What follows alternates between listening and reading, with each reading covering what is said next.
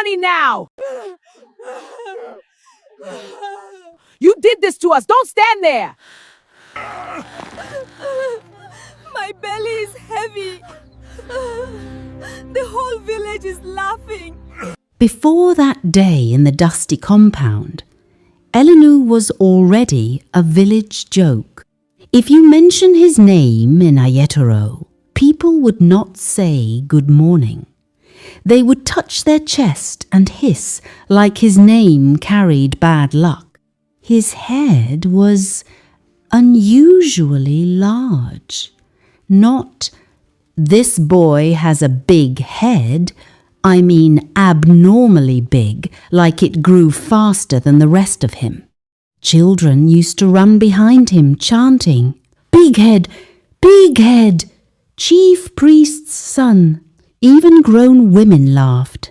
Some covered their mouths like they were trying to be respectful, but their eyes betrayed them.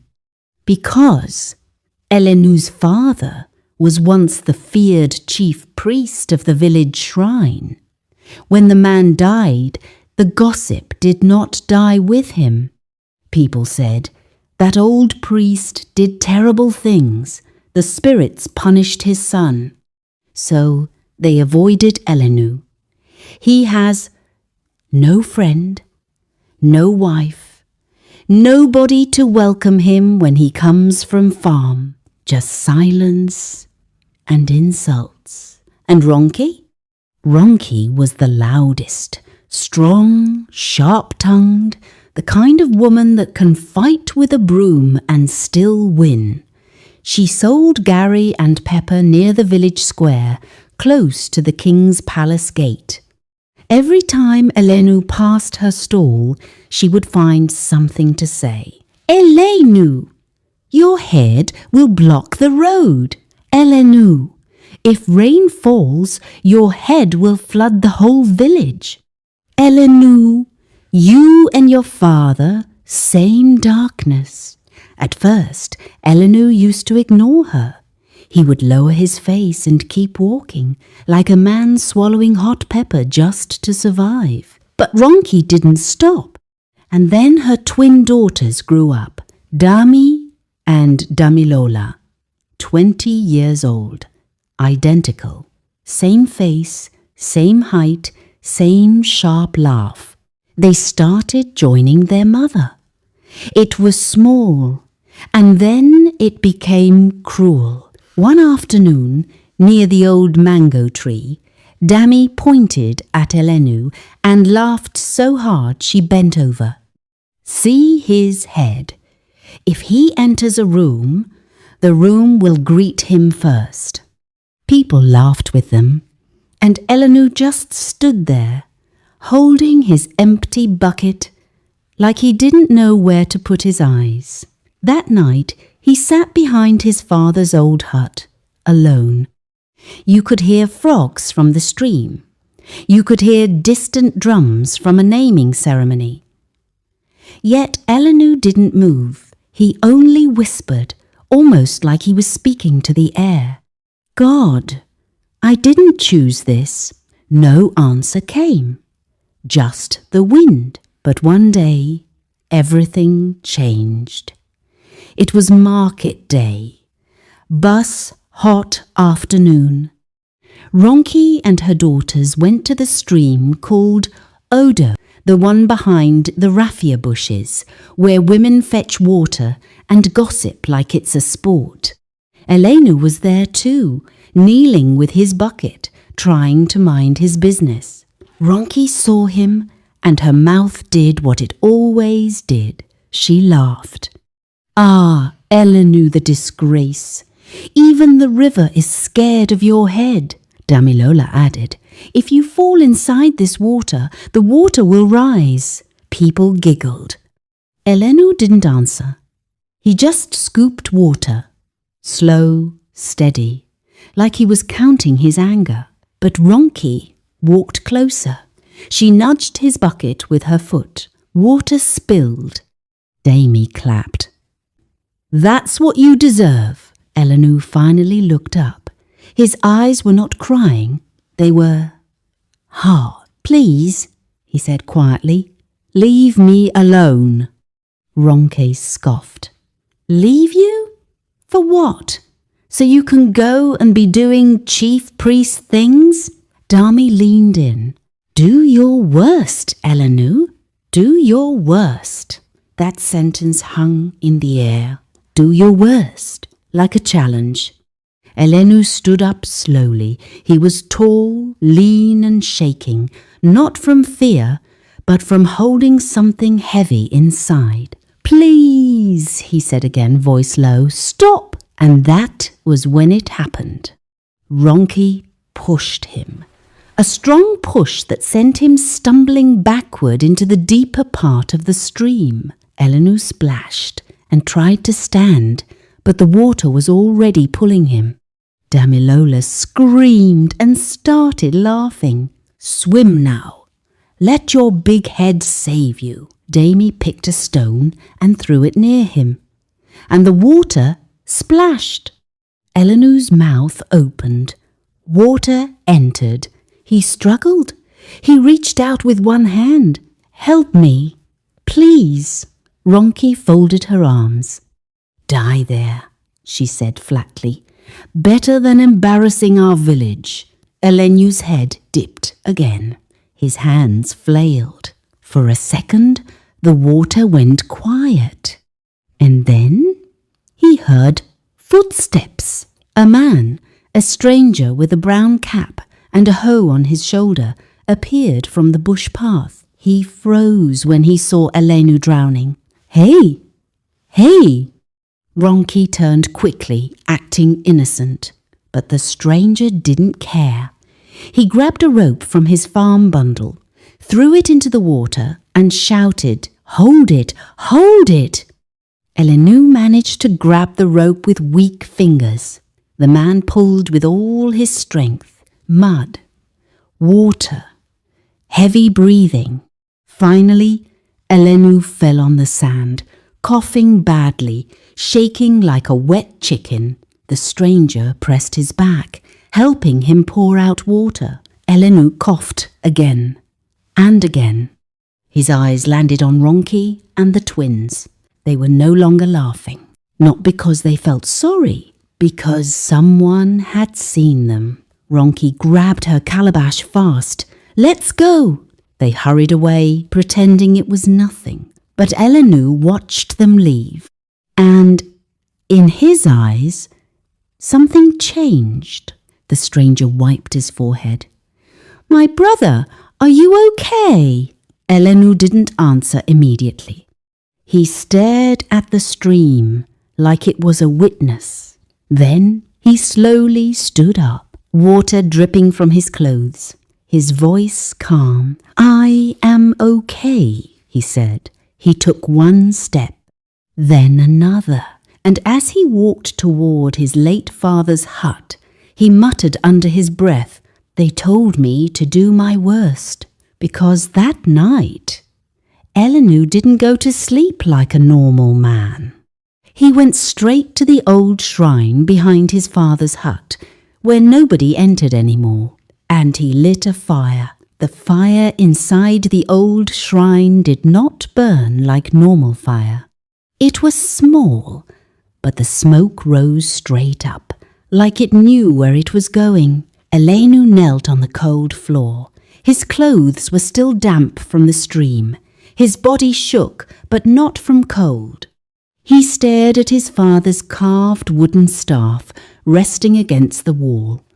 Dust covered it, cobwebs too. For years he had refused to enter this place. People already feared him enough. He did not want to give them reason. But that night he picked up the staff. I didn't ask for this life, he whispered, but they asked me to do my worst.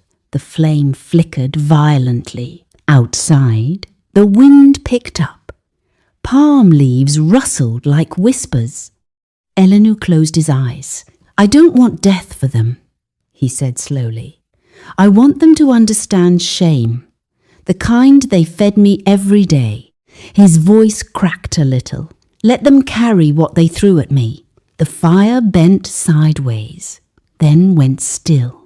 Elenu opened his eyes, and for a brief second he thought he heard someone breathe behind him. He turned. Nothing, just darkness. He swallowed. Then he lay down right there on the shrine floor and drifted into a deep sleep. That same night, Ronkey jerked upright from her mat. "God!" she screamed. In the next room, Damie sat up at the same time. Damilola too. All three breathing fast. All three sweating. For a moment, nobody spoke. Then Dami whispered, "Mummy, did you see him?" Ronkey's throat went dry. "See who?" "Elenu," Damilola answered. "He was standing at the foot of my bed." Ronkey's heart thudded. He was in my dream too," she admitted quietly. The twins turned to look at her. Damie's voice trembled. "He touched my stomach." Damilola nodded slowly. "Mine too." Ronkey forced a laugh, the kind people use when they're afraid, but don't want to admit it. "It's just a dream. Nonsense dream." But her hands were shaking. Outside, a dog howled. And none of them slept again that night. 1 month later, life returned to normal. Or so it seemed. Ronkey continued selling Gary in the square. The twins fetched water. Villagers gossiped about other things. Nobody mentioned the stream incident. Nobody mentioned the dream. Until Damie started feeling tired. "I'm just weak," she said. Damilola began vomiting in the mornings. "It must be bad water," she insisted. Ronkey's own body felt heavy too. She blamed stress. 3 months passed quietly. The changes became harder to ignore. Dami's wrapper tightened around her waist. Damilola's mouth felt bittered. Ronkey's stomach slightly rounded. They avoided each other's eyes. Nobody wanted to say it. Until one evening, as they were preparing jollof rice, Damilola dropped the spoon. "Mummy?" Ronkey froze. Dami spoke softly. "Something is wrong." Silence filled the small mud house. Ronkey's lips trembled. "Don't say it," Dami swallowed. "What if it's that dream?" Ronkey slapped the table. "Stop it!" But her voice lacked power. The next morning, they went to the small village clinic near the dusty road. The nurse, a tired woman with glasses, examined them one after another. Her face changed slowly. She called them back inside together. "Who is responsible?" she asked flatly. Ronkey frowned. "Responsible for what?" The nurse removed her glasses. "You are all pregnant." The room spun. Dami laughed nervously. "No, that's not possible." The nurse didn't smile. 4 months gone. Damilola's knees gave way. She grabbed the chair. Ronkey's mouth opened, but no sound came out. "How?" Dami whispered. The nurse folded her arms. "That is not a question for me." They walked home in silence. Dust rose behind their feet. Every passing villager felt like an eye burning into their backs. At home, they locked the door. Damilola burst into tears first. "This is your fault," she screamed at Ronkey. "You started mocking him." Dami joined in.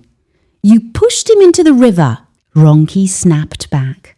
"You both laughed too." The argument grew loud. Blame flying everywhere.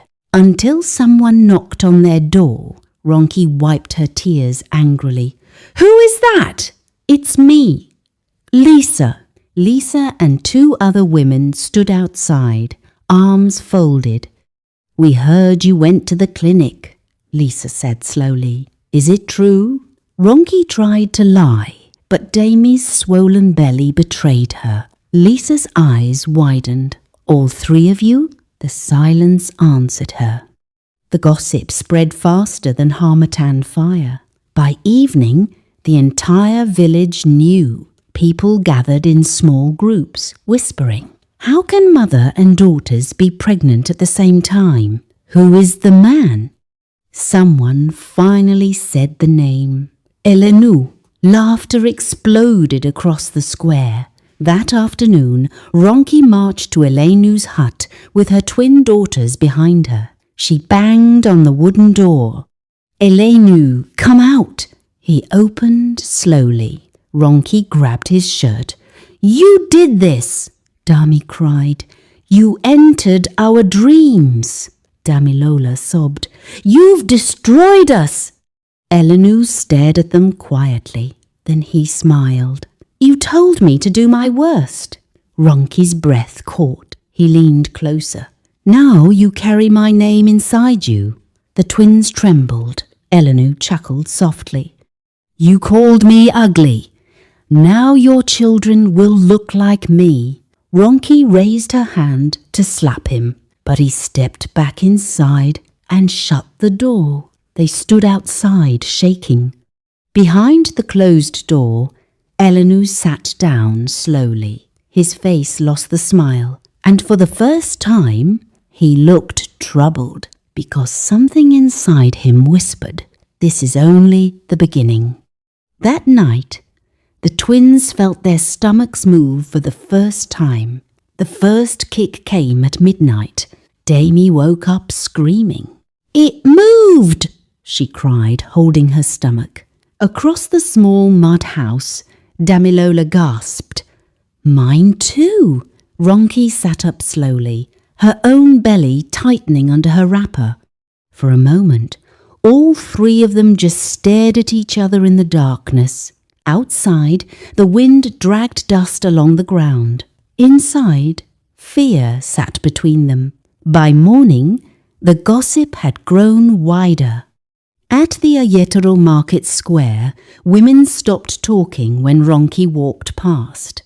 Men whispered and shook their heads. Children pointed openly. "That's them! The dream women! The ones pregnant for Big Head." Ronkey tried to stand tall, but her steps felt heavy. Dummy couldn't even look up. Damilola wrapped her scarf lower across her face, but shame cannot be hidden with cloth. At the stream, Lisa and her friends didn't pretend anymore. Lisa smirked. "So, how is the chief priest's grandson growing?" Her friends laughed. Dami's eyes filled with tears. "Leave us alone." Lisa stepped closer. "You didn't leave him alone that day." The words hit like stones. Ronkey grabbed her daughters. "We're going home." But home was no longer safe either. Food became scarce. Nobody wanted to buy from Ronkey again. Some said she carried bad luck. Some said spirits followed her family. Only a few elderly women showed pity. They left small portions of yam or soup at her doorstep without saying a word. The same villagers who once laughed with her now laughed at her. Life has a way of turning chairs around. Elenu tried to continue farming like nothing happened. He cut cassava. He weeded the small portion of land behind his hut. But peace did not come. Everywhere he walked, people stared at him differently now. Not with mockery, with fear. No one dared to mock him again. One old man even avoided greeting him. Another woman pulled her child closer when he passed. Elenu stopped near the baobab tree one afternoon and looked at his reflection in a small puddle. His head still large, his face still the same, but something in his eyes had hardened. "Is this what I wanted?" he muttered. He remembered the shrine. He remembered the fire bending sideways. He remembered the whisper. He rubbed his chest slowly, because deep inside, something felt heavier than revenge. The sky was grey that morning. Heavy clouds, no sun. Ronkey's first scream tore through the compound just before dawn. Dammy rushed to her side. "Mummy, it's starting!" Damilola bent over too, holding her own stomach. Mine too. 3 women, 1 house. All in labour. Pain does not ask for permission. It just arrives. Ronkey clutched the wooden bed frame. "Call someone!" Dammy ran outside barefoot, screaming for help. A few women rushed in. One shouted, "Get the cart! Take them to the clinic!" They lifted Ronkey first, then Dammy, then Damilola. 3 pregnant women on 1 wooden cart pushed through muddy roads toward the small village clinic. People came out of their houses to watch. Nobody laughed now. The tension was too thick. At the clinic, the nurse's eyes widened. All 3? At once? There was no time for gossip. Only blood, sweat, shouting. Ronkey screamed until her voice cracked. Dammy bit down on cloth. Damilola sobbed prayers between contractions. Hours passed. The first cry of a baby cut through the air. Then another, then another. 3 boys. Silence filled the small clinic room. The nurse stared. The women stared. Ronkey lifted her head weakly. What? What is it? Nobody answered immediately. Then Dammy saw. She screamed. Each baby had the same unmistakable feature, an abnormally large head, exactly like Elenu. Damilola covered her mouth in horror. Ronkey's eyes went blank. Outside, thunder rolled. Inside, the truth sat in 3 small crying bodies. By evening, the entire village had heard. Not rumour this time. Mother and twin daughters gave birth to boys that looked like Elenu. The elders could not ignore it anymore. This was not ordinary shame. This was taboo. In Ayetoro, there were rules. There were lines you did not cross, and one of them was clear. A mother and her daughters cannot share one man, even if it was spiritual, even if it was mysterious. It was a sacrilege. The palace guards arrived before sunset. "His Royal Majesty summons you," one guard said firmly. Ronkey, weak and pale, held one of the babies. Dammy and Damilola carried theirs too. They walked slowly toward the palace square. Villagers gathered in a circle. The king sat high on his carved wooden throne. His face was serious. Elenu stood at one side of the square, silent. The king spoke calmly. "I waited because you were pregnant." He paused. The crowd listened without noise. "But now the children are here." Ronkey tried to speak, but her voice failed. The king's eyes hardened. "This village cannot carry this kind of abomination." Dammy's knees trembled. Damilola whispered, "Mummy." The king lifted his staff. "Elenu." Elenu stepped forward slowly. "Did you cause this?" The entire square froze. Elenu opened his mouth. But before he could answer, one of the babies began to cry loudly. And then all 3 babies cried at the same time. The sound echoed across the palace square. It was unsettling. The king's face changed because the cry did not sound normal. It sounded strange.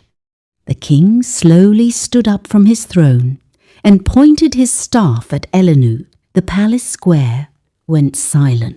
The king stood tall, his staff pointing directly at Elenu. "Speak," the king commanded, "before I decide your fate." Elenu did not run this time. He stepped forward slowly, dust rising around his feet. The 3 babies were still crying. Ronkey held hers tightly, tears running down her face. Dami and Damilola looked like girls again. Not women, not mothers, just frightened girls. Elenu cleared his throat. "I did not touch them," he said calmly. Murmurs filled the square. "But you entered their dreams," someone shouted. Elenu's eyes shifted briefly toward Ronkey. "You told me to do my worst." Ronkey's knees weakened. The king's voice grew deeper. "Did you use the shrine?" Elenu hesitated. That small hesitation was louder than any confession. The elders exchanged looks. One old man stepped forward. "Since the day of the stream, strange winds have passed this village." The king turned to Ronkey. "Is it true you pushed him into the deep part of the river?" Ronkey's lips trembled. For the first time, she could not lie. "Yes," gasps. "And you told him to die?" Ronkey nodded slowly. The twins began to cry again. The king looked tired now. "Mockery is evil," he said slowly. "But vengeance is worse." He faced Elenu. "You have carried shame all your life, but today you chose to spread it." Elenu swallowed. For a moment, he looked smaller, not physically, but inside. "I only wanted them to feel what I felt," he said quietly. "And now?" the king asked. Elenu looked at the 3 babies. They had stopped crying. They were staring at him, all 3. Something inside his chest twisted, because suddenly, revenge did not feel powerful anymore. It felt heavy. The king raised his staff again. "In this land, it is forbidden for a mother and her daughters to belong to one man, whether by flesh or by spirit." He paused. The law must stand. The crowd leaned forward. "Ronkey and her daughters, you are banished from Ayetoro." A collective breath left the square. Ronkey broke down completely. "No, please, where will we go?" The king's face softened slightly. "I held my judgment because you were pregnant, but the children are born. The shame cannot stay here." He turned to Elenu. "And you?" The square held its breath. "You will not be banished." A wave of whispers erupted. The king continued. "You will remain here, but the shrine behind your father's hut must be destroyed before sunset." Elenu's eyes widened. "You will never step inside it again.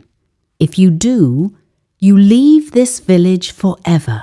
Elenu nodded slowly. The decision was final. By evening, Ronkey and her daughters packed their few belongings. 3 babies tied to their backs. Some villagers watched quietly. A few women wiped their eyes. Others turned away. Dami walked slowly, looking back at the only home she had ever known. Damilola held her baby tighter. Ronkey did not look back at all. Pride had brought her here. Pride would not allow her to beg again. As they crossed the dusty boundary road, the sun dipped low. Behind them, Ayetoro continued breathing. Life does not pause for anyone because they refuse to listen to voice of wisdom. Elenu stood before his father's old shrine one last time. The carved masks on the wall looked different now. He carried dry wood and stacked it carefully. The same fire he once used for revenge would now end it. He struck a match. The flame caught quickly. Smoke rose into the evening sky. Villagers watched from a distance. No one spoke. Elenu did not cry, but as the shrine burned, something inside him burned too. He whispered softly, "Enough." The fire roared, then slowly died. Ash replaced where the powerful shrine once stood, and for the first time in many years, Elenu felt light. Somewhere far away, Ronkey and her daughters reached a small settlement near the bush path leading to a village called Ile. A widow there allowed them to sleep in an empty shed. The babies cried often. Life was not easy. But something had changed in Ronkey. She no longer mocked anyone. When her daughters argued, she stopped them quickly. "We have seen what words can do," she would say. The twins slowly learned humility, slowly learned silence, slowly learned responsibility. The children grew, and though their heads were large like their fathers, but raised differently. Back in Ayetoro, months passed. Elenu worked harder on his farm. He no longer avoided people, and slowly some villagers began greeting him again. Not with laughter, not with fear, but with caution, respect born from experience. Because Ayetoro learned something too. It is easy to mock what you don't understand. It is easy to laugh at someone's weakness. But humiliation can wake something dangerous inside a person, and not everyone you insult will walk away quietly. Moral lessons. Words can wound deeper than stone. Mockery may feel small, but it can create dangerous consequences. Revenge does not bring peace. It only spreads pain. Pride and cruelty often return in unexpected ways. Humility protects where arrogance destroys. And somewhere beyond Ayetoro, 3 boys were growing, and their story was not finished. Where are you watching from? What's your view about this story? Do you think the king was wrong for not banishing Elenu from the village too? If you enjoyed the story, subscribe to our channel and share for more interesting stories.